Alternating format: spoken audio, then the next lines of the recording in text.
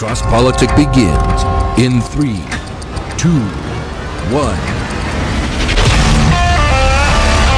Have a heart that breaks for a dying city. Stop cursing your future. Is not true. For all intents and purposes, I am a woman. Government and political system has ultimate supremacy. Jesus is King of Kings, and it's about time our nation returned in humble submission to his lordship. You are not protecting women. You are authorizing the destruction of 500,000 little women every year. I didn't start it, but sir, with all due respect, that's the argument of a 5-year-old. I didn't start it. Right, when the Spirit comes upon people, they go to war, they go to battle, and the enemies of God are driven back and they're slaughtered. You are listening to Cross Politic with Gabe Wrench, the Water Boy, Pastor Toby Sumter, and the Chocolate Knox. Hello! Wow. Welcome. Thank you. Thank you. Wow. All those rowdy Christians out there. I see y'all. Yeah. Wow. This is Cross Politic on the Fight, Laugh, Feast Network. We're coming at you live, pre-recorded from Lebanon, Tennessee, and at our conference. This is our third conference within 12 months, basically. Third conference within a year, and it's great to be with you guys. Thank you for coming. Appreciate it. I just want to point out that all these people came out to a Christian conference on the politics of sex. Mm-hmm. Y'all some bold folks. Of course, we got Chalk Knox, Pastor Wilson. I'm the Water Boy. Voddie Baucham, who's on mill, and Pastor Toby. Pastor Toby. What? No way. Are you serious? I found that out in my SWAT talk with him. Really? He's wrong, right? Okay, he's shaking his head. No, Gabe, I think you're wrong on that one. They're just trying to find the right combination of guests that will get them arrested. Gabe got arrested once. He wants to get us all arrested is what he's trying to do. Can I get sound in these monitors? I can't quite hear my people. Just a little louder. Test. There. Hey, there you are. Okay. Well, so we have, as Knox already pointed out, we've gathered here to talk about the politics of sex. And one of the reasons why we wanted to do a conference on this topic is because normally, when the church talks about this issue, they're largely referring to the action and not so much the metaphysics of what's going on who we are made in the image of God and what the politics of sex is and how it's shaking out in our culture, what it really means. I think unbelievers get politics of sex better than us. They tend to understand the power of language in relationship to sex. They understand the power of laws in relationship to sex. They understand the politics of it far better than we have, and we've been getting played on this issue for decades. And so doing a conference on the politics of sex, we had Voddie talk about critical sex theory. Was that a first for that one? Yeah. Yeah, that was definitely a first. That was good. Yeah. And how'd it go? It was definitely a first. Is that going to make it into like one of the regular rotations, like one of the Voddie, Yeah, maybe not the title. Oh. Yeah, but maybe. Jay, can you work on that, Jay? Where's Jay? Maybe you should do an additional chapter to your book, Fault Lines, Critical Sex Theory. Critical sex. Yeah, actually that's going to be a follow-up. Okay, there we go. You heard it here first. There. Yes. Woo! And I think one of the reasons why we assign Voddie this topic is because there really is a critical sex theory that is based on critical theory. So Marx and Freud have hugely influenced our view of sex in our culture. When you look at the power play that critical race theory, critical sex theory, the whole idea behind critical theory, it's based on power and material. Power-hungry structures. We're all material. We're all just chemical reactions. Well, if materialism is right, if Darwin is right, that's all we are. And so it's inescapable. And therefore, the only thing that really matters is force, power, because everything is a force, is a power play. Everything is just might triumphing over. The strongest survive. That's all that there is. And then just apply that to sex, and that's all you have. You have this power plays. But can you just what are the ways you're seeing that is even infiltrating into the way Christians are thinking about marriage and sex? Yeah, I think this sort of rise of egalitarianism, and when I say the rise of egalitarianism, I mean egalitarianism has been around for a long time. Really, 60s and 70s is when you really see that sort of come to the forefront in theological circles. But what I mean is, in recent years, we've seen a rise in egalitarianism among people who were complementarians, right? Right. Now you've seen that sort of come about, and I think that's one of the ways, and unfortunately, that's one of the least troublesome ways that we're seeing this, because we also are seeing the sort of living out, revoice, gay Christian, ideology that's coming up as well, which is really embracing the idea that, experience equals truth, right? And so you have my experience and my truth, and you know what I mean, that kind of whole idea behind sexual identity. And just to connect dots, maybe you all are connecting them, but one of the ways egalitarianism then is the working out of this is frequently you hear this, this refrain, we need to have more female voices. Right? They're a minority, they're an oppressed class. That's the assumption behind that. And since they're an oppressed minority, we have to have female voices. And so you'll have even complementarian churches on paper saying, well, we have women in the elder meetings. They aren't elders, they're just in the meetings. Yeah, not technically, yet, right? Or we need to have more female representatives up front on church, on the worship service, so that women don't feel disenfranchised. Pastor Wilson addressed this last night. But that is Marxism. That is critical theory working its way into churches that may, on paper, still be technically complementarian. The same thing with the revoice stuff. That's Freud. Freud says your most essential identity is basically your sexual urges. And so somebody says, well, for as long as I can remember, I've been attracted, I'm a man, I've been attracted to other men. That must, I'm a believer, I'm a Christian, whatever, and I'm not acting on these impulses, but that's who I am fundamentally. No, it's not. But that's Freud and Marx at work in those two examples you just gave. Can I push back just a little bit? Oh, would you? No. Look, Voddie's looking like...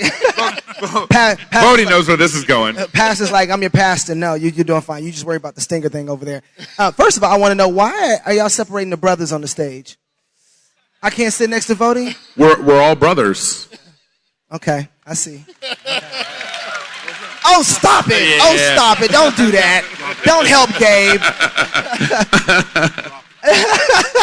I do want to ask, there's a question that you asked, though, in that, Pastor, which is, people are trying to answer the question, how then do we speak for people who aren't represented?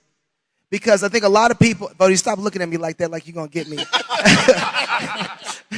There are people who are saying, yes, okay, sure, that's Freud, that's Marx, but there's a group of people that have that feel like they haven't been represented properly. And so while we're not trying to be Freud, while we're not trying to be Marxist, we're still trying to fix the problem of how do you represent people?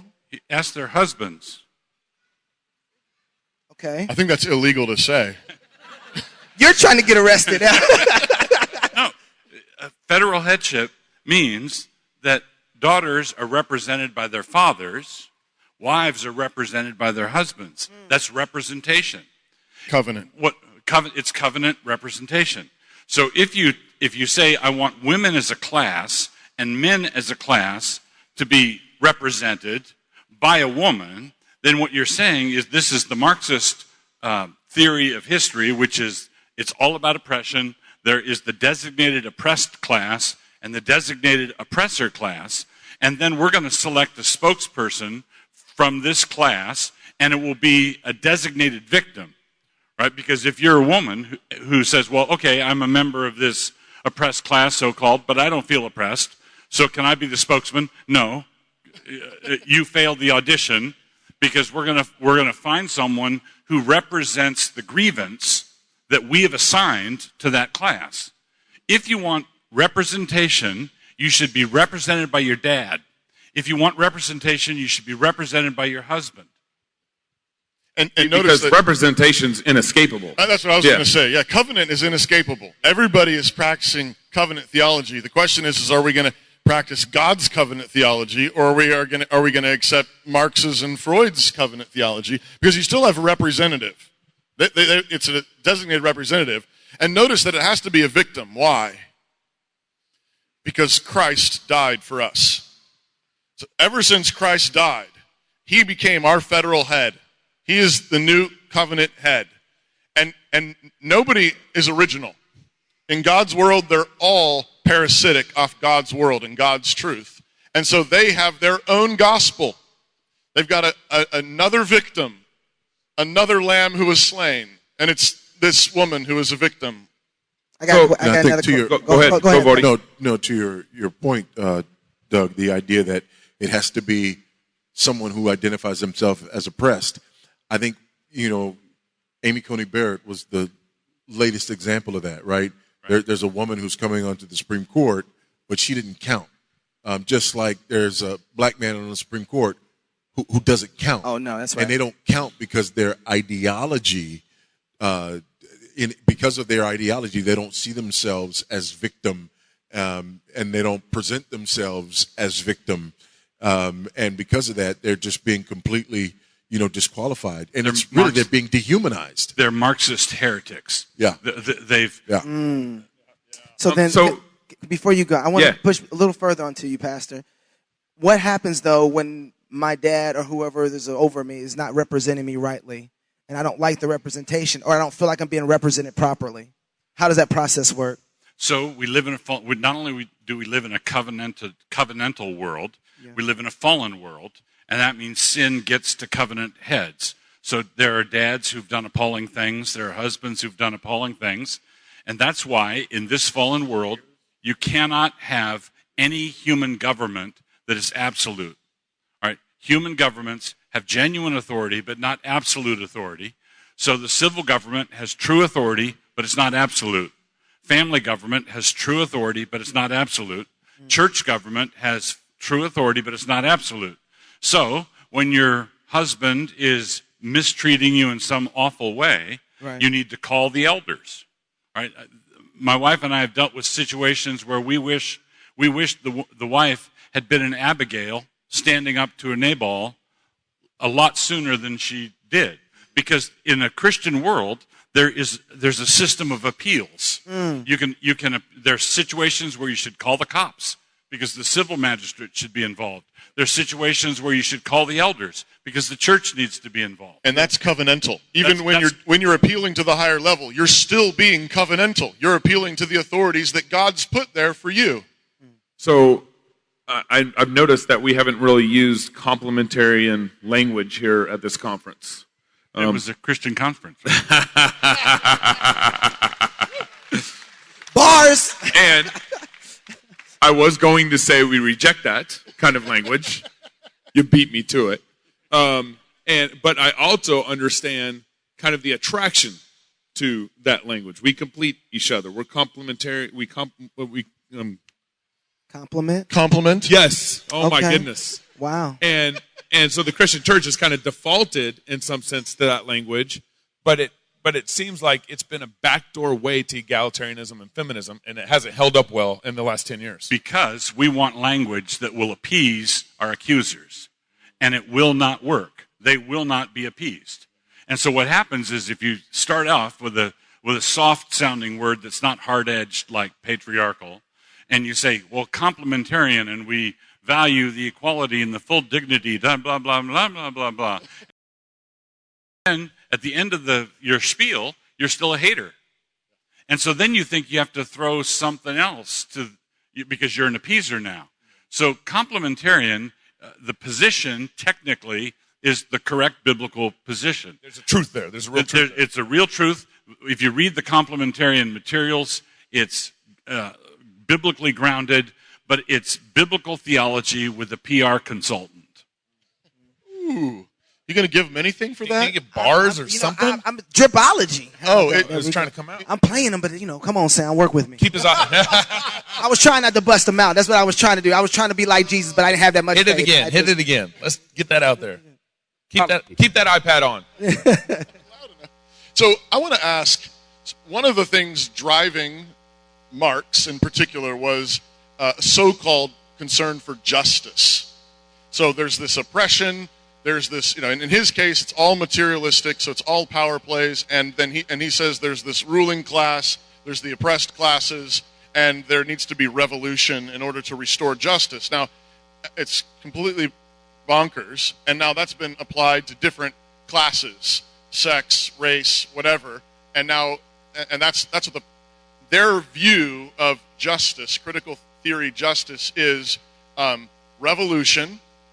We need to take the ruling classes, whatever those may be considered, and they need to be brought down, and this is their word, is they want to empower those minority voices, empower the oppressed classes, and that's a thoroughly Marxist term, and the point of it is that's their version of justice. Their version of justice is give them the voice, give them the microphone, you be quiet, you listen, you sit down, you let them stand up. And in their minds, they're bringing a certain kind of equilibrium to an otherwise violent and oppressive world. Okay? That's their version of justice. You wrote a book, I think, about how that's bad. Is that right? That is correct. Okay, good. Just want to make sure. And what is the Christian answer to that? When you have, we're talking about appeals. Pastor Wilson just said, if you have an abusive husband, an abusive father, and Voddie's over here listing a number of other people you didn't hear, mayors, police officers, arresting people, singing psalms. We had to bring it up at least once. I'm from Texas. They arrested him because he was singing off key. Who is that guy? I can hear him. Oh, it's Gabe, the deaf-eared guy. So they hear the appeal. You appeal, because you've got a corrupt authority over you. You're trying to be thoroughly covenantal. And there's one answer coming from the social justice, the critical theories, the Marxists, saying we need to get more people. You need women on staff to help you, elders, deal with these women who are being mistreated. You're not qualified, even though you're a minister of the Word of God. You need more, whatever, minorities, affirmative action, whatever it is. But what's the biblical answer? How does the Bible teach us to answer these appeals for justice? I think one of the big problems is the way we're defining injustice. And injustice is being defined today not as a violation of the law of God or even a violation of the civil law, but injustice is being defined as disparate outcomes. And once that's your definition of injustice, right? And that's what you got to be aware of too. When people start talking about justice, when people start talking about racial justice, for example, immediately what I want to know is what is racial injustice? And the answer to the question from the critical social justice side is disparate outcomes, right? There's inequitable outcomes. Not equality, but equity, right? Equality, equal before the law. Equity, we get equal outcomes, right? And so I think one of the things we need to do is sort of back up and recognize that that's not injustice, right? For there to be two different kinds of outcomes for different people. Yeah, that's not injustice. In fact, there's no place in the world, no time in the world, no area in the world where we find equal outcomes for anyone, right? I mean, you just don't, because we're not the same, right? We're equal for the Lord, but we're not the same. That's why we have the Olympics. We don't have the Olympics because we believe that one day everybody in the 100-meter dash is going to finish exactly the same time. right? They all broke the world record at the same time. Unbelievable. Yeah. You know, that would be the death of the Olympics. Tripology. It would be. It would be the death of the Olympics. And that, I mean, that's the beauty of humanity and the diversity in humanity, right? There are groups of people who have different interests, you know. And so I think the first thing that we have to do is we have to define injustice rightly. So let's take. I mean, I think one of the things, I don't know what you think about this, but one of the ways in which I think Christians find themselves susceptible to the offers of these alien theories is frequently through guilt. So people come and they say, this woman was mistreated. This child was mistreated. This person was mistreated. Like, really bad. Real life examples. Like horrible, badly, a crime has occurred. Or at least really bad sin. And Christians think, that's awful. I mean, we're supposed to be tenderhearted. We're supposed to, when we see evil in the world, we're supposed to care. And we want justice. And so then they say, you need justice. And we say, yeah. And then they say, here, I've got this plan. It's in a box. Mark's in a box. What do we offer in place of that? Anybody? Another way to get at this question is, how come we spend all the time talking about what the world's definition of justice is and not what the biblical definition of justice is? It seems like I hear more about, and Christians talk more about how the world's defining justice and not how the church should be defining what justice is. There's a lurking problem that goes back to the seeker-sensitive movement that articulated this and put it out on the table for the first time, and that is they want the church service Sunday morning to be an evangelistic service instead of a covenant service with God's people, God meeting with his people. And so consequently, they started to think of people walking in off the street as walk-ins, customers, and you want no prerequisites, and you want to make the sale for anybody coming in. And as soon as you've got that consumer marketing mentality, the customer is always right. Okay? So you want to start presenting in such a way that it's not off-putting to the person coming in off the street.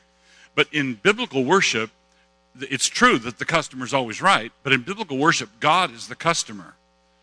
We are the ones coming before him, offering up worship to him, and we want our worship to be acceptable to him.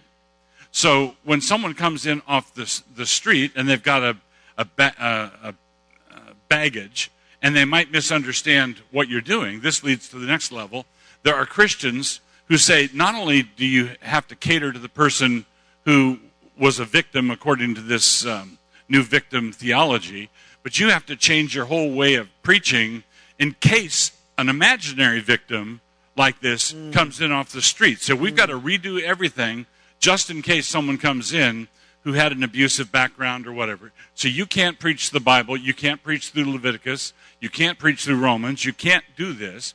I've heard of one situation where, and it's a complementarian sort of place, where the pastor has a committee, including women, sit down and review his sermon before he preaches it. So is it Ed Litton? No, he has people who different problem. Write, not review. Oh, tripology.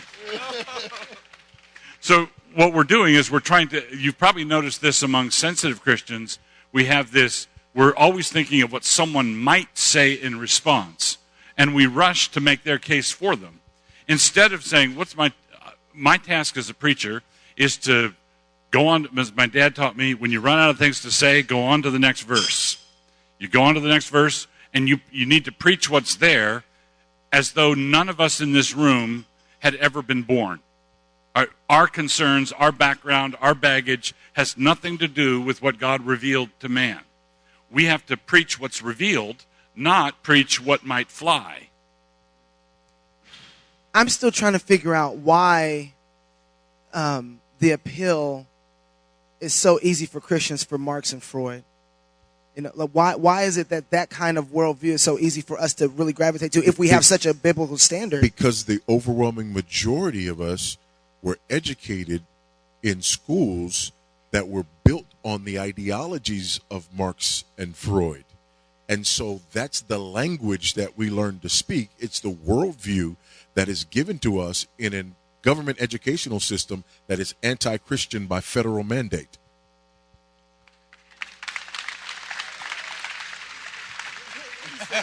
Like he said. So then how do you, with the education, this is interesting, with the education that's saturated in Marx and Freud, how do you start to get that out of such an entrenched foundation of what we're made of? H.L. Mencken, I got visited by the FBI for this, but I'm going to actually did. H.L. Mencken once said there's no problem with the government schools that couldn't be fixed by burning all the schools and hanging all the teachers. And then true story. The FBI came to his office over this quote. That wasn't his. He quoted it. I quoted it. And unlike Ed Litton, he recognized that it wasn't his, and he quoted it. So the FBI agents came and they wanted. That was a joke, right? And I said, "Yeah, that was a joke." Yeah, okay, thanks, very good. And then, but the point is, hyperbole. The government school system cannot be reformed. We just have to. Christians have to get out. We just have to get out. So then getting out, we have a much longer trek in time before we can start engaging the very things that are pushing against us right now. So is there a both and approach to this? So it's getting out, absolutely. Like we have to do that. Like my kids are out. And yet I still have to deal with what's going on from the impacts of Marx and Freud and critical race theory. So and you have to educate the kids that you got out. Right. I'm doing that. I didn't say you weren't. Okay. I felt like it was personal. I was like, I am, Pastor. I promise I am. Man. Why are you getting all defensive? I'm just saying, I feel like y'all put me over here like I'm usually in the center. I'm in there, and then I'm all by myself. I've never seen you get defensive against your pastor. I'm starting to sweat now. No, but what's the other? So that's one hit. What's the other? What's the left right on this? No, well, we also have to teach, right? We have to preach the gospel. We have to teach. We disciple the nations. Yeah, we have to take the Great Commission seriously. And so this is an ongoing process of re-educating people and teaching again and again and again and teaching the whole counsel of God and not assuming that just because we, turn off the spigot with the negative stuff in a particular individual's life or particular family life, that somehow we've turned it off culture-wide or that everything is okay. So, for example, you get Israel out of Egypt, right? And that happened in a night. Right. But getting Egypt out of Israel took a generation. Right. Right. So you've got your kids out of government schools. You're homeschooling. You got them in a Christian school, and you're taking this seriously. You're discipling them. This is the little nation in your home that you're discipling. You're fulfilling the Great Commission with, and they see on the evening news that Governor Cuomo of New York has been accused of being sexually promiscuous, immoral. 165-page report. 100, yeah. And did you even know about this? Because I know you were in Zambia. So did you know that happened? Oh yeah. Okay. That made it over there. Oh yeah. Oh, okay. We call him Godfather Cuomo. Yeah. So there's your teaching moment. What do you tell them? Maybe they've got friends. Maybe they're seeing stuff on social media. And how do you educate them? How do you Great Commission them? Disciple that nation. Disciple your kids on how to think through this process. The first thing you do is you apply and teach your kids to apply equal weights and measures. So the first thing I know when... Wait, where'd you get that from? Throughout. The unequal weights and measures are an abomination of the Lord, it says in Proverbs. So having your thumb on the scales whenever you're evaluating, whether you're doing the Marxist thing or you're doing the reverse red pill thing, where anything that a liberal is accused of doing, he's automatically guilty because he's a liberal. No, Governor Cuomo may well have done everything he's accused of doing, but I don't know that, right? I don't know that. That's why you... innocent. That's why if there were to be a trial, if it were to come to trial, Cuomo should go into the courtroom presumed innocent, and the accusations have to be established by multiple witnesses, 2 and 3 witnesses. That applies to everybody. So I don't think of Cuomo as a member of a class when it comes to the accusations against him. He's not a member of a class. He's an individual accused of wrongdoing. So let's have a trial. Let's weigh the evidence. Now, what you want to avoid is the liberals have such a double standard on this, is that they circle the wagons around any of theirs that are accused, and they go after Kavanaugh and whoever the next conservative Supreme Court appointment is. We already know he's a child rapist, right? Whoever it is. So they do that routinely, and we are sometimes tempted to think, well, sauce for the goose, sauce for the gander. When we're in control, we're going to do the same thing. No, when we're in control, we want fair play, justice for all. All right, justice for all. And that means that the tie goes to the accused. In biblical justice, you don't accept any indictment does not equal conviction. And Governor Cuomo is indicted, and for all I know, it may well all be true, but that's not a conviction. So how do you handle this when you're definitely suspicious of the activity, suspicious of that's the indictment, right? Uh-huh. Right. You've got enough to bring a case. You've got enough to say there should be a trial. You don't just grab people off the street at random and give them a fair trial. There's got to be probable cause. There's got to be some sort of level that gets them into a trial. But once they're in the trial, you should conduct yourself when you're talking to the television in such a way that you could be selected for the jury and not be embarrassed. That's right. Yep. Right? In all the old pictures and paintings and statues of Lady Justice, she's blindfolded. She's blindfolded, and she's got something in each of her hands. In one hand, she's holding a set of scales, weights, and then in the other hand, she's got a sword. She's blindfolded. Her job is to just weigh it out. Weigh it out, equal weights and measures. Why is she blindfolded? She's blindfolded because this goes back to Voddie's point. She doesn't see people. It doesn't matter if you're male, female, rich, poor, young, old, where you're from, what you look like, any of that. None of it matters. Justice is the same for all, equal weights and measures across the board. And she's holding that sword because her job is to punish evildoers, and she's supposed to only do that on account of what's in the scales, not on account of what she sees. So then looking at Cuomo's case and Cuomo's situation, no justice was done then, right? No, he was no longer convenient or usable for the Democratic Party, so they wanted to get rid of him. So no trial. So they ran the play on him, yeah, and it worked. And so there's no justice that was done. So then as Christians, should we be saying, hey, have the trial? Because if there's women out there who have been abused, then they haven't gotten justice yet. Correct. So just because he stepped down from office doesn't mean those women got justice. Right, because what they were using is this accusation and the legal courts as a tool to get him out of office. And once he's out of office, they can afford to leave him alone because they achieved their objective. But that's not what the courts are for. The courts are not for the removal of political opponents. The courts are to deal with criminal activity. So what about in the church? There's a political situation, but there's no shortage of accusations in the church of this sort of thing. I'm not trying to pick on the SBC, but I know that a few years ago, Beth Moore wrote a letter about how she had been treated as a woman. Yeah. No names, not no names, but just said over the number of years she's been mistreated, that there are people make comments about her, and so forth, and garnered a whole bunch of attention. What should the church be doing with that? Are we just playing politics, or is that how you handle that sort of accusation? Voddie. Are there any Baptists up here? Yeah. So I think it's the same thing, right? We have to have equal weights and measures. I was looking at, before we started,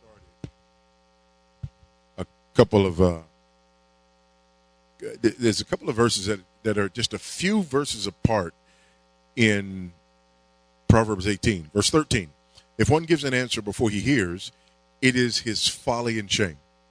And then in verse 17, the one who states his case first seems right until the other comes and examines him, right?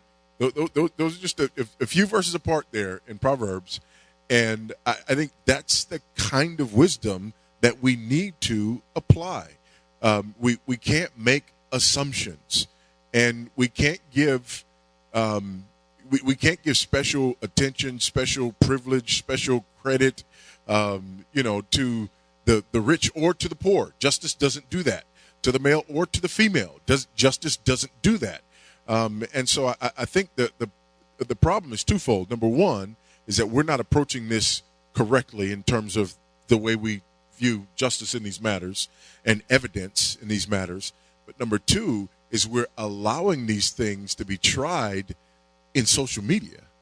Public opinion. Yeah, which is just hugely problematic.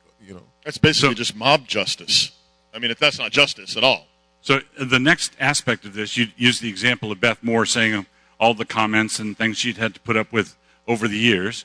Being a pastor, having seen and heard pretty much everything, seen it all, if you try to persuade me that men are capable of being clods and bores in the presence of women, you wouldn't need to pursue, of course. How many sisters here have been within earshot of some guy being a clod or a bore, right?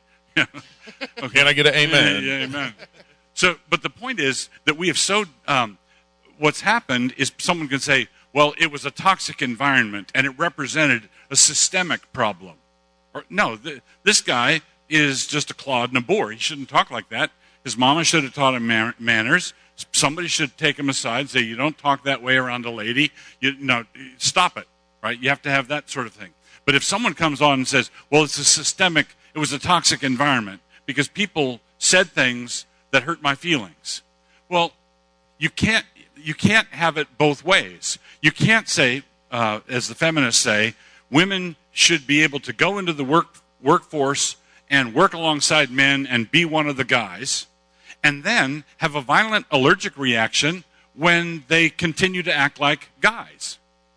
You just can't do that. You can't have it both ways. You can't say, I want to be one of the guys and I want to be treated like a lady. I'd say, well, pick. Which one do you want? Right? If you want to be treated like a lady, then let's go all the way back to the 1952. If you don't want to be treated like a lady, what's your complaint? Now, if there's a criminal, sexual harassment, overt problem where you call the cops, then yeah, call the cops.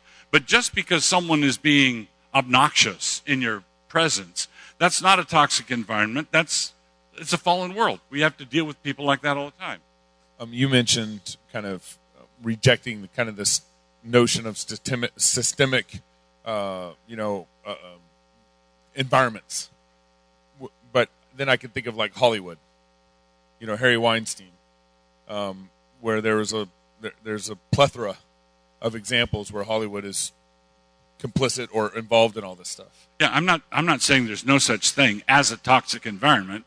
I'm just saying that just because something happened in a workplace that you didn't like, that doesn't constitute a toxic environment. The Harvey Weinstein business, that sort of tolerated behavior over years and decades really was a toxic environment by all kinds of objective A-listers and everything. Yeah, it really was a problem. But notice that people want to boycott the Southern Baptist Convention and not Hollywood, right? They don't say there's a systemic problem in Hollywood. Well, no, they're justified. You said that if there's a sexual sin, then all right, call the police. It seems like, though, to hold something over 30 years and to not say anything or for a long period of time, you're not exercising in the way that justice needs to be exercised, because it seems like they're trying to call the police after 30 years. Right. Which means that it's being hauled out now for political purposes, like in the Kavanaugh nomination. You haul something out that's decades old. This is a political accusation, which is why the Christian foundation of our common law system has things like statute of limitations. Right. Because people's memories fade, you need reliable witnesses. You need 2 and 3 reliable witnesses. We've got a whole system of law that we are in the process of jettisoning. We're in the process of throwing away because we have not understood biblical justice. Why do you think... Voddie, go ahead. No, I was going to say another side of this is sometimes it was misunderstood. The Colorado Rockies game, you guys remember? Oh, that, yes. Right? Dinger. Where the guy's calling Dinger the mascot, you know, yep. And I mean, that went around the world, right? Even to Zambia. It went even to Zambia, you know? I mean, we need to find this guy and string him up, and the whole Major League Baseball, you know, needs to be taken to the woodshed because this kind of thing is allowed in Major League Baseball. And, you know, there's a black player up to bat. For those of you who aren't aware, there's a black player up to bat. The mascot's name is Dinger. There's a guy behind home plate who's calling the mascot. So he's not even looking at the player. Nope. He's calling the mascot because he wants a picture. And he's going, Dinger! Dinger! And the guys who are calling the game on television basically say, you know, that's just disgusting. You know, that there's, you know, this the kind of thing happening and so it gets worse, right? After, you know, everybody figures out that that's not exactly what happened, the player suggested that maybe they need to change the name of the mascot. Oh, wow. Yeah. Like, it can't just be, oh, sorry, that was really an overreaction. You know, we're looking for racist under every rock, you know, in arguably the least racist country in the world, by the way.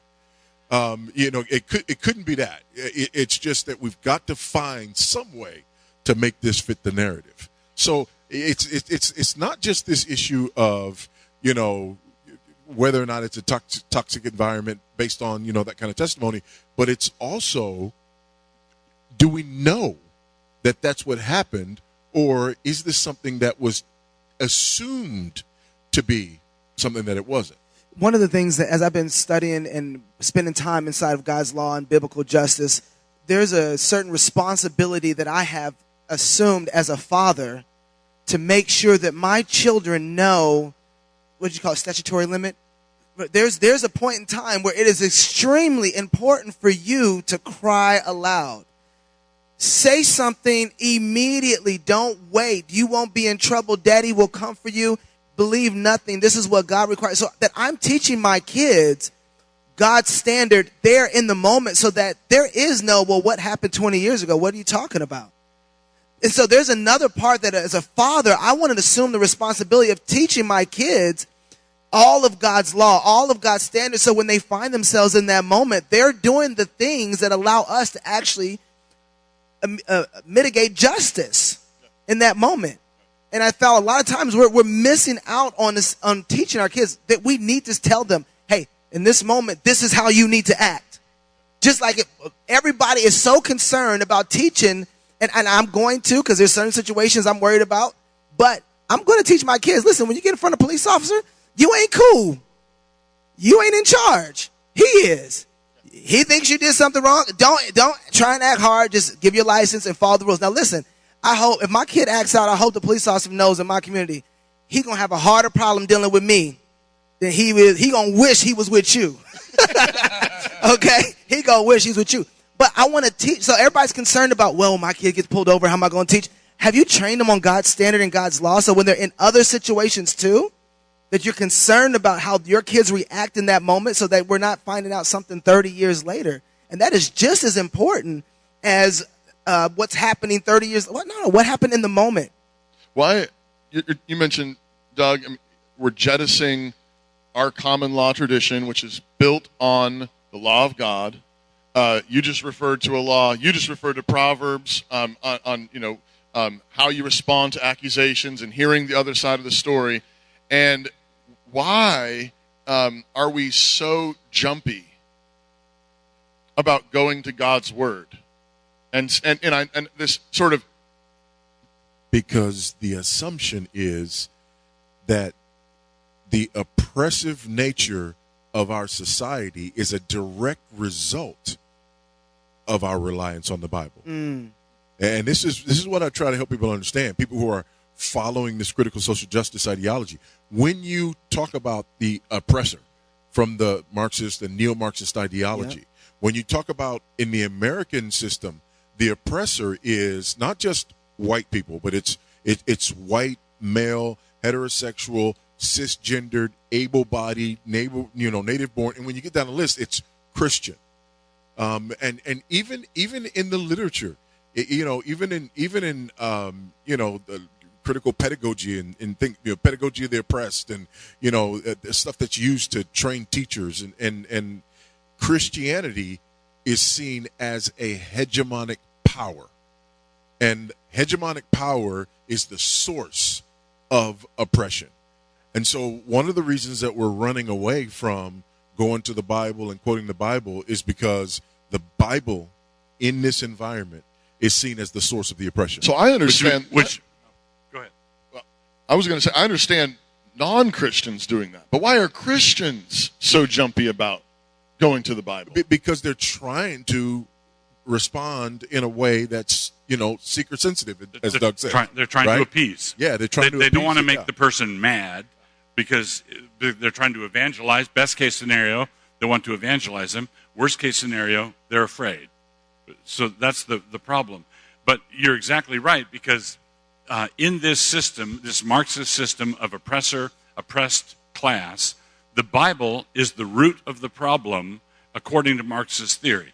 Where did all this patriarchal white supremacy come from? Well, it comes from the Bible, which means that if you have black men like these two gentlemen here who believe the Bible and are not ashamed of anything in it, they are lumped in with the white supremacy. It's like Larry Elder. Like Larry Elder is. So people have actually said that male heterosexual black men are the white people of black people. Okay? Follow that. because white is not a biological term, it's an accusation, and it's an accusation ultimately against Scripture and against God. But we are the ones who are actually gifted with being able to be colorblind, because the Scriptures are for every tongue, the Gospel is for every language, every nation, every tongue under heaven. The Gospel is for every creature. Isn't there like an element of unbelief to this, where Christians just don't believe in the full power of God's Word? Yes. That's why they want to evangelize the person with Scripture and something else. Scripture and their own politeness, their own niceness. Or, in the worst case scenario, they're afraid that the Bible is a shield that won't protect them. They're afraid of the accuser, so they don't think the Bible will protect them, or they don't think the Bible's sufficient for reaching out to this person to evangelize them. I want to ask you something, Doug, about something you wrote last week. There was this glorious or very inglorious picture of Pete Buttigieg and his gay whatever on a hospital bed. I don't get the hospital bed. What? Who needed it? Who needed the hospital? Why were a couple of male homosexuals holding babies sitting on a hospital bed? Who birthed that baby? We in trouble. My question was, you noted in this post that a gentleman named Baucham liked this post. He happens to be the founding board member of a Christian ministry called Grace, which stands for something, I think, but it's a ministry that's supposedly a Christian ministry trying to help Christians sort through sexual abuse accusations. And you seem to think that him liking this post might be an indication that he doesn't know what he's doing. That is correct. He doesn't. I don't think he's really clear about what side he's on, because he's abandoned biblical standards of justice. He hears about an incident across the country, and he already knows what side he's on. So if someone gives you a story problem, Smith accuses Jones of fill in the blank XYZ, and I'm not going to tell you what color Smith is or what color Jones is or what sex Smith is or what sex Jones is, and I want you to tell me what you think of it. And you say, I can't tell you until I know the categories, right? A policeman shoots an unarmed teenager. who's white and who's black. Lady Justice says, I don't care. I don't care who's white and who's black. But if you need to know the color before you know what side you're on, then you're a hack and a partisan. You're not interested in biblical justice.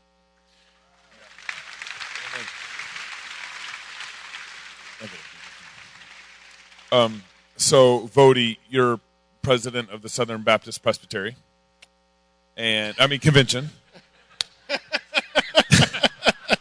It's hard to know if he does these things on purpose. And Beth Moore submits this letter to you. How do you handle it? Well, first of all, I'm probably not going to handle it. I'm probably going to take it back to the source because that's not my jurisdiction, and so I'm going to encourage that goes to the proper jurisdiction, to be handled. In Matthew 18, you don't immediately run to the denomination, right? Or the press, or the press, yeah. Or the Presbytery. Or the Presbytery, yeah. Say Russell Moore? Wait Is a that minute. what you said? I thought we were Baptist Presbytery. Okay. All right. Yeah. You don't immediately run there. That's not how you handle things, right? That's out of order. And so I'm going to encourage that you handle that in the way that it's supposed to be handled. Let me press this a little further then. You're a pastor of a local church and you get a letter like that from someone in your congregation. What do you do with it? What action do you take? How do you, begin to kind of sort through the situation that's been presented? By, again, trying to find out. I want to hear, right? I don't want to make a judgment before I hear, right? Talk to everybody. And I don't want to assume that, this person is right, even though their story may sound credible. Again, I want to do Proverbs 18:13. I want to do Proverbs 18:17. And I want to hear these things. I want to know and hearing what the facts are. That doesn't mean hearing people that have heard about it, right, or heard about it from someone else who heard about it, right, or read something about it, right. That's not testimony, right. Eyewitnesses, right. People who actually can tell you the truth about what happened, right. Not only so in local churches, also this happens in schools, where someone with a complaint comes in to the headmaster or comes into the pastor and says, this is my experience, I don't like this, and this happened, and there's a whole lot of other people that feel the same way I do, which is sort of a secret ballot that they've conducted. And a wise pastor is going to say, great, let's have them all in. Let's talk to them all. I want their names. Well, I'm not at liberty to share their names. Well, then I'm not at liberty to talk to you. Goodbye. Yeah. Have a nice day. One of the things that I've been doing is I have to take this down all the way to the house. When something happens in my home and one of my kids come rumbling in and they're like, hey, Johnny hit me in the eye. It's like, Johnny, why you hit your sister in the eye? If I'm doing that, then there's no way I can handle the Beth Moore case. Right. Right. Like if I don't say, hold on one second. All right, sweetheart, let me make sure your eye's okay. Hey, John, what happened? Carl, did you see what happened? Tommy, did this happen? No, she fell off the bike. And through that, I can say, oh, this is actually what happened. And if Johnny did hit her in the eye, he might be missing half of his hind. But I can't, if we're not practicing this in our very local home levels to exercise biblical justice there in our own homes, the government that we have authority over, we're not going to be able to speak to those cases. And when you adjudicate things like that in the backyard that way, not only are you doing justice with your kids, you're teaching your kids how to adjudicate things. You're teaching them what justice is like. Yeah. Now, sometimes, inescapably, in the hurly-burly of life, you will sometimes spank the wrong one, right? Oops. But if you're doing your job as a parent, that would be their fault. and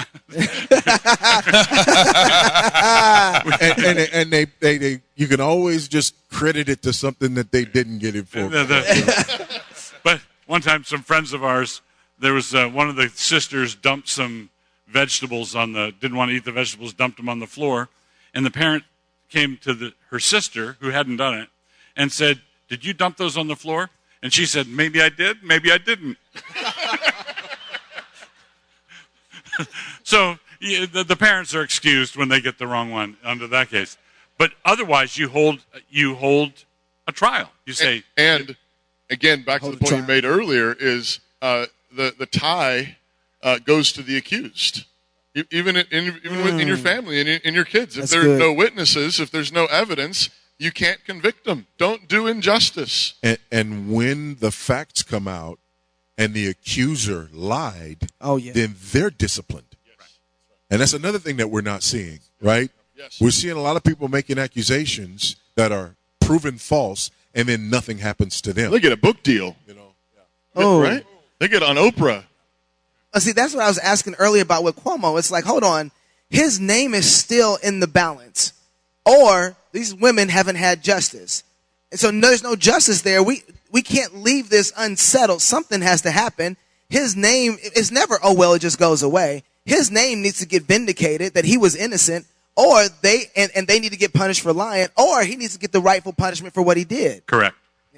Thank you. I appreciate that, Pass. I feel a little better now. Thank you. You're better now? You cool? You I cool? do. I'm good. Really correct. Now we're going to open up for Q&A here in about 5-10 minutes. I want to ask one more question. Yeah, I was going to. Okay. We don't. All right. You want to do it? I want to ask a question. I was going to turn it. If you can turn it. Ask it. Okay, go ahead. Turn it. Turn it. 5-10 minutes. Turn it. He's always just trying to run everything. It's like, I mean, what are you going to, he thinks he's from Texas or something. Yeah, he's water boy, right? What happened to that? Pastor Doug, you wrote a really helpful article, I think a couple weeks ago now, called Don't Take the Bait. I did. Some of them read it, I think. Yeah. If you haven't read it, please do go read it. Yes, please read it right now. It really was. It was very, very important, and in particular, it applied to our political situation where we are with all the COVID regulations and everything else, and the exhortation was basically, perhaps if there's any kind of concerted incompetence going on at all, it is trying to get conservatives to take one of these moments and in frustration and anger blow up and maybe do a real January 6th sort of thing, and such that the left could then understandably, defendably say, well, we really are going to have to send the troops in and lock everything down because look at this violence erupting in our streets. Of course, it's completely hypocritical. They didn't do with the BLM riots. They didn't do with, all the rest of it. But nevertheless, if we gave them, if we walked through the Capitol building and a few people got kind of rowdy and they used that to scream and light their hair on fire, they're going to use anything else that remotely looks like that. I want you to reiterate that, but also maybe think a little bit more broadly in terms of some of these social justice and sexual injustice issues as well. It seems to me that the left is busy running this play maybe across several fronts, and the exhortation needs to be to us, don't take the bait.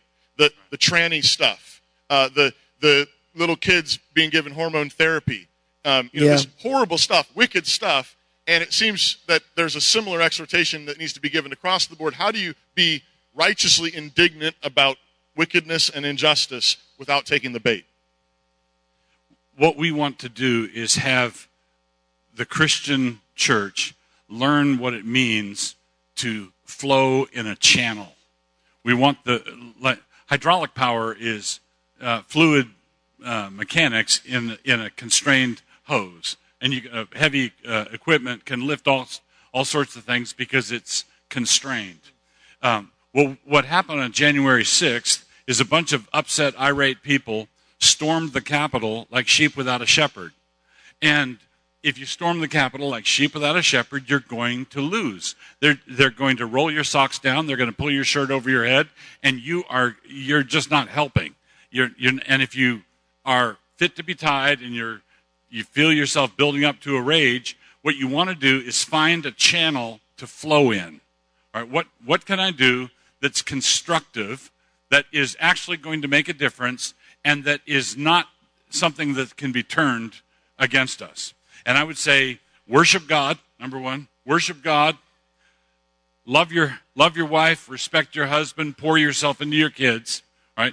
Worship God on a regular basis, methodical basis. Pour yourself into your family and pray for your country. Just give yourself to that. And when God raises up the right standard bearer, which he does multiple times throughout redemptive history, everybody knows now is the time to rally to Gideon. Now is the time to gather here and there. And pro tip, don't rally to the guy in a buffalo hat. So, what did you mean by don't take the bait? What I meant is that there are things like the horrible evacuation of Afghanistan, the mishandled, the Biden just putting down this latest vaccine mandate, the things that are being imposed on our servicemen, vaccine mandates, that sort of thing that will be tempted to get conservatives who see, I've lost my country. In the last 2 years, I've lost my country. Where did it go? And then they want to punch something. They want to just do something. And it's that first impulse is probably not going to be helpful. So what you want to do is constrain it, pray about it, hold it in, and pray for God's timing. Don't take the bait. Wait until God's deliverance arrives. And we will know. When that happens, we will know. Voddie, as we were thinking about this too, I was thinking about how do you see us taking the bait in that same way as it relates to the social justice movement and critical race theory right now?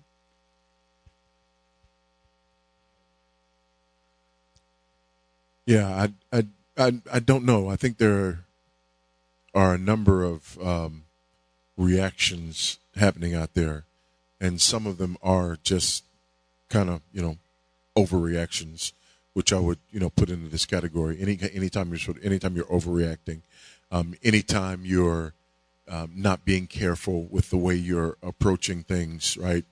For example, calling everything critical race theory, right? Right. Whether it is or not, that's critical race theory. Well, actually, no, it's not. They changed the schedule at the pool. Yeah. Exactly. Critical race theory. Yeah, exactly. So I think that's one of the ways that it's happening. That's one of the ways that people are taking the bait. I think another way that it's happening is instead of people engaging with their churches, their ministry, their family members or whatever, they're just basically saying, "Oh, I heard that person say racial justice. I'm gone." Right. Right. Instead of saying the church is so important, my relationships are so important that I am going to, number one, make sure that I understand what we're dealing with here, and number two, make sure that I've exhausted, every means that I have at my disposal. You're saying do justice. Yes. Do justice even as you're investigating what's really going on. Absolutely. So I think that's one way people are taking the bait. Okay, so we got Jesse Sumter over here. Ian, where's Ian? Ian.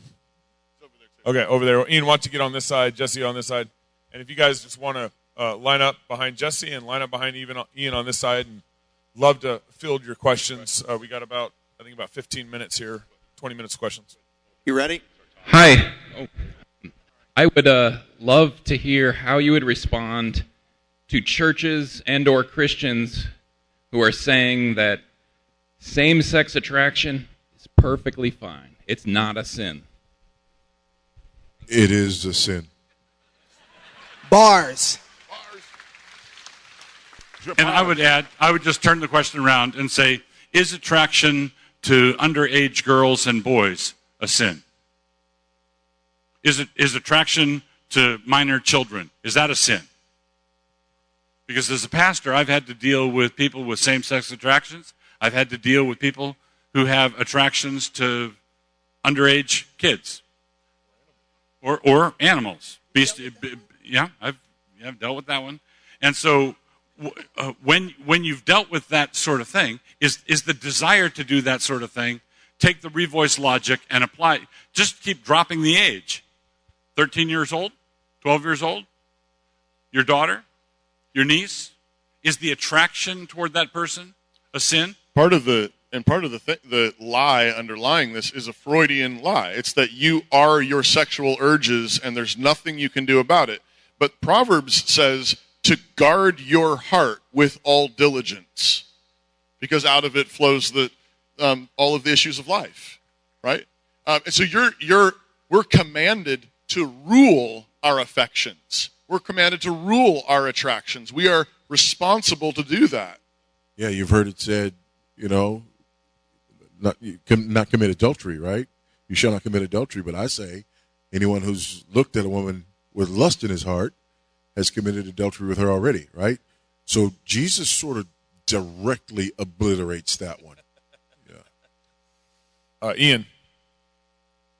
In relation to the fact that we have, when it becomes apparent, the head of state or a man sitting in the governor's office of the people, an oath breaker of the Constitution, and a liar, and arrived there by very suspicious means, let's just say.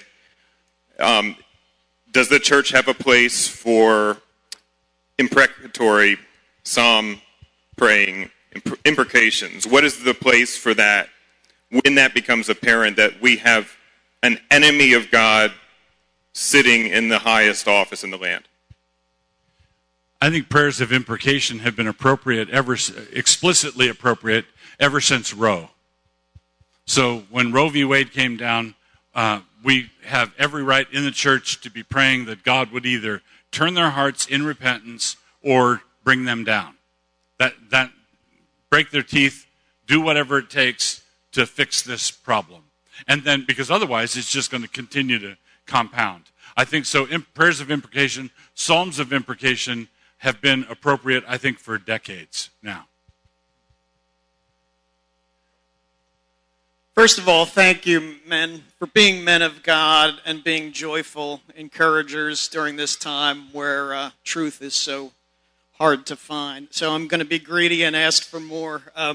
Considering our God as a God of Gideon and others that were mentioned, as we think about how things look so lost, and yet that's when he steps up and works so powerfully through his people. Could you just consider that and expand on that for us and encourage us some more?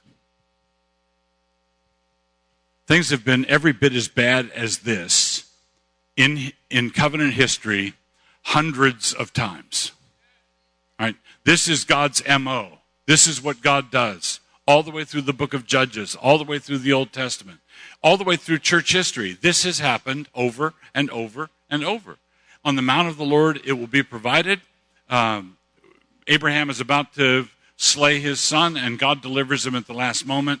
I would urge you all to get in the Bible reading challenge and notice, as you read Genesis to Revelation, that God loves cliffhangers. So we should learn to love them too.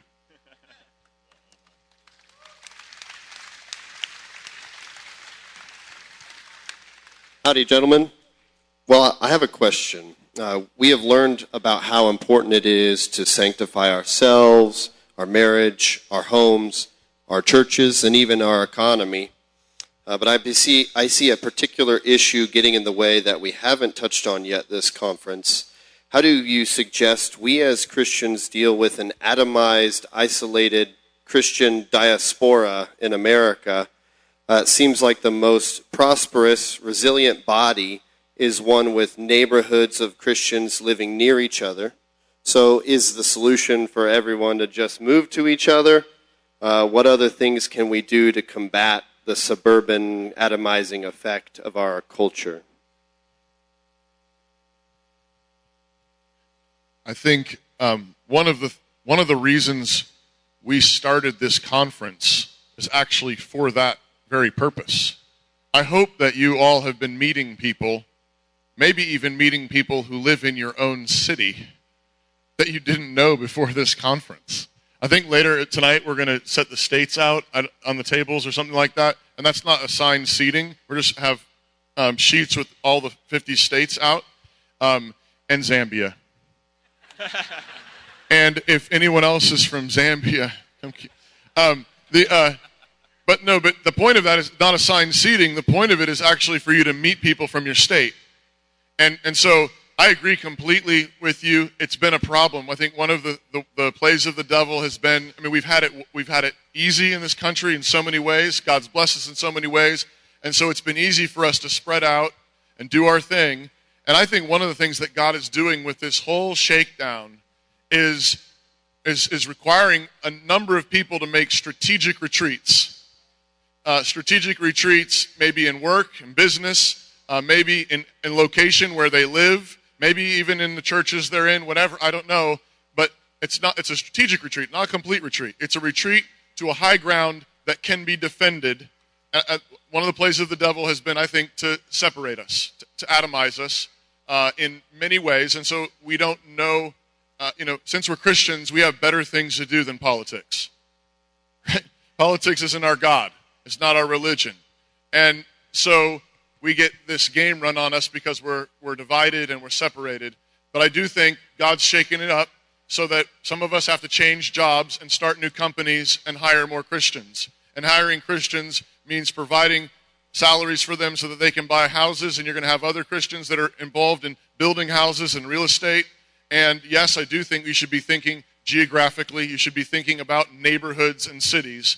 And I don't think we should do it in a straitjacket, let's plan it all out sort of way. But I think in an informal, just loving Christ, loving his kingdom, loving the church, we should be thinking about building Christian community. And that means practically starting businesses, buying houses. I said in one of the session earlier with Andrew that, he was talking about if you're going to sell a business, he said, I don't think Christians should sell their businesses anymore if they can help it. Or if you're going to sell it, find some Christian investors who want to buy it. And I chimed in and said, I would suggest the same thing with your houses and your property. If you're going to move and you're going to sell, offer it to Christians first. See if a brother or sister can use it for their business, for their house, for their inheritance. And again, it's not a straitjacket rule, but I think we should be thinking that way, absolutely. First off, thank you for your ministries, and to the volunteers and the speakers. This conference has been awesome, and just want everyone to know that we're very grateful. Anyway, my question has to do with the Bible speaks of God's peoples being sojourners and exiles in this world. So how does that fit to a church that is faithful in terms of its public witness to either civil magistrates, the public square, fighting abortion, building education, institutions, building Christian businesses, having tried to extend the blessings of God's kingdom on this world? I've often heard, in the past 18 months especially, that sojourners and exiles were not supposed to do any of those things, but the focus just primarily on getting souls to heaven. Thank you. Abraham was a sojourner in the land of Canaan, and he built altars, he raised armies, he went to war, he did all sorts of things by faith, because although he was a pilgrim and a sojourner, that did not turn him into a Gnostic who said, this world is not my home, I'm just passing through. So the sojourner ethic is something we all are going to die. Everybody's going to die. And that means we can't be too attached to the things we have down here. We have to be willing to let go of all of it and go to God. We're sojourners. We're pilgrims. But how we can jump from that fact, undeniable fact, to, and therefore I shouldn't fight for the unborn, or I shouldn't stand for justice, or I shouldn't preach the gospel, it just doesn't follow. All right, yes, we are sojourners, so we should have a pilgrim sojourner ethic, which I think is fully consistent with a thoughtful post-mill eschatology. Okay. Can I borrow Bad Voddie for a minute? Bad Voddie. Sure. Because he hadn't shown up very much. Yep. Jet lag, man. Jet lag. Jet lag. Bambi, I get it. Bad Voddie's in bed. I want to I want to take and piggyback on that. People, I come from that kind of culture that would say we're sojourners. And just to be very honest, we've gotten the story wrong. We got the whole story wrong. When God made Adam, he told him to take what was in the garden and to go make the rest of the world like this. Adam was to take Eve and to beautify the rest of the world with what God had planned in the garden. And so that means everything, God's standard, how the world was supposed to operate, the rules that God used to make the garden, those rules apply to the rest of the world. And thank you. And somehow, I don't know how we get that we can separate ourselves from the story of the beginning when Christ came to restore the very thing that Adam lost in the garden. Okay, I'm done. I'm done with bad voting. That was pretty good for bad voting. Well, thank you. I'm working on it. He's jet lagged. I would just piggyback on that too. Just point out that I pointed this out before, but in a few of the places where Abraham built altars during his sojourning are the exact places where significant strategic battles were won by Joshua during the conquest. And so you should be thinking about your sojourn here while you go and gather with God's people on the Lord's Day to worship, when you worship with your family around the dinner table, when you celebrate God's goodness, you should be thinking that you're building altars like Abraham did in this land, in this place that Jesus bought with his blood, because the saints are going to inherit it all, because Jesus bought it all. Amen. Amen. Amen. Amen.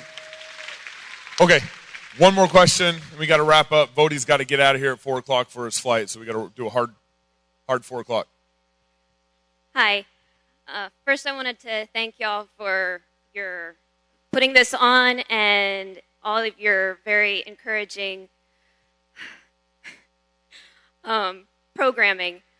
My question had to do with the experimental vaccines, and all my study has found that HEK 293 and PER.6C are aborted infant cells used in all of the vaccines currently on the market. And everything I've found, they are from elective abortions from several decades ago. I wanted to know what y'all say to that with the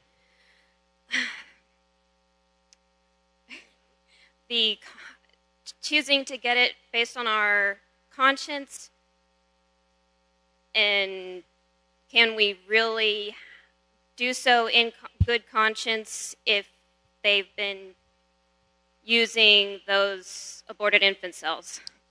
When I talked to Dr. Jay Bhattacharya from Stanford, and he told me specifically that the Johnson & Johnson vaccine was made with abortificants. What's that word? It's cells. What? It's a cell line. Aborted cell line, excuse me. And so that was the Johnson & Johnson vaccine where he confirmed that. He said the mRNA vaccines were not made with it. And now it's possible that they might have done some testing with cell lines, aborted cell lines. But they were the mRNA vaccines. No, they're all mRNA, but you're talking about the other two kinds. There's one of the vaccines is not mRNA. Okay. And he made that distinction. Okay. But he said the mRNA vaccines were not made with aborted cell lines. On the principle, there's an article on my blog. I think it's called "The Ethical Challenge" or "Challenge of Unethical Vaccines," something like that. You can just find it in the search bar that goes through the theology of the whole thing. And it's more than problematic. Christians should object and kick and resist at that point. Secondly, the CREC has drafted a statement of conscience, an exemption statement of conscience against mandatory vaccinations, and we've been supplying letters. Our church has been supplying letters on the basis of our denomination statement to different people defending a religious exemption from the vaccine, and that it mentions the abortion issue in that statement. Toby's been doing most of the letters, and we've had some successes. Okay, we got to get Voddie out of here, so we got a hard 4 o'clock stop. Toby, stay right where you're at. Toby's going to come up and do a final exhortation, and then we're going to sing some songs, and then we're going to eat. So please give Voddie, please give our audience. You're not looking Knox end the show? I was going to say, we do. If you're single, we're doing a show. Get married. If you're married, have kids. And if you have kids, close your ears, Voddie. Go baptize them. Until next conference, love God with all your heart, soul, mind, and strength. Love your neighbor as yourself. Go fight, laugh, and feast. This is Cross Politics. Thank you, guys.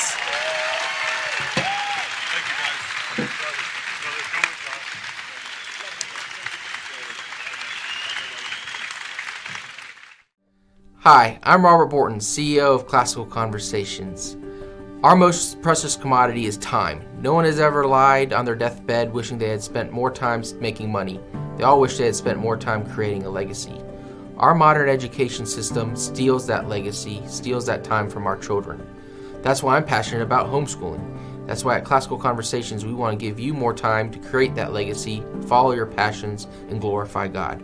Visit classicalconversations.com for